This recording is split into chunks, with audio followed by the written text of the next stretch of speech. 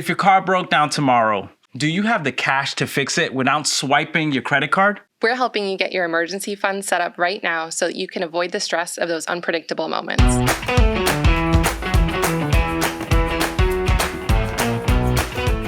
Unexpected expenses, that happens. A medical bill, a blown tire, also a cracked screen. An emergency fund turns moments of crisis into a manageable inconvenience. Today, we're going to show you how to start building yours. I'm Sarah. I've been in finance for 12 years. And hi, my name is Nelson, and I've been in the financial industry for over 6 years. What is an emergency fund? Great question. An emergency fund is a designated amount of money that you've separated specifically to be used for your unplanned expenses.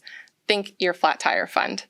It's not something that you should be using for your day-to-day things like your Starbucks runs or your personal bailout money. So with that in mind, how much would you start your emergency savings with? So here at FAIRWINDS, we have what is called money milestones. And money milestone number 1 says keep $1,000 for an emergency, which is the foundation of financial freedom.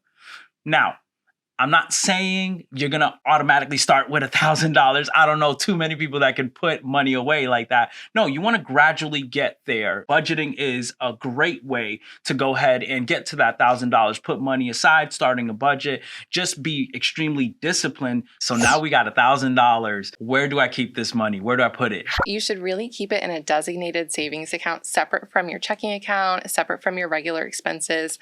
You want this to be something that's not easily accessible to you so that you're not likely to reach for it when you don't need to.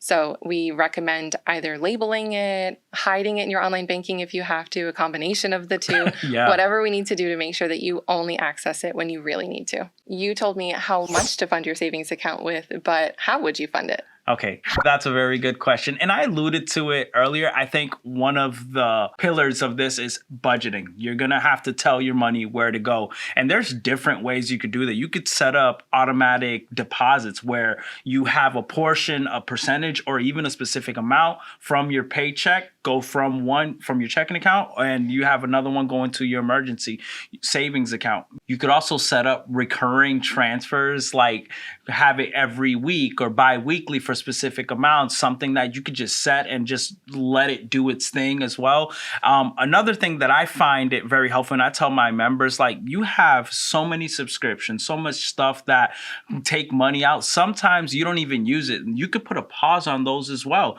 And instead of paying the subscription, you could just use those funds to put in an emergency fund. And nowadays, there's so many side hustles that you could set up that you could do from home, you could do in your car. That's very convenient. And that income could actually be the thing that funds that emergency savings. So we know what an emergency saving is. We got it funded now. What are some common mistakes that people do that we should tell them to avoid? So one of the most common that I've seen is using a credit card as your emergency savings. I think there's a misconception that credit is something that's available for you to reach for in the event of an emergency. But the problem is, without the fully funded savings account, you might not have the means to pay that off and avoid the interest and the other burdens that come with that. So you're always better off having the established savings account as your true emergency fund. Yeah, that is a very common mistake. I could speak for myself. When I didn't hide my emergency savings funds, I would love to tap into that. So you got some new sneakers dropping and I'm trying to get in line, whether it's an online queue or at the physical store, and I know I have $1,000. It takes discipline. And that's one of the things that people do, I've personally done, is dip into that for pleasures and for things that I want to buy. And that's not what it's for. It's really for those unplanned, those random emergencies. So it's not as stressful. Now we know emergency funds are for unplanned expenses.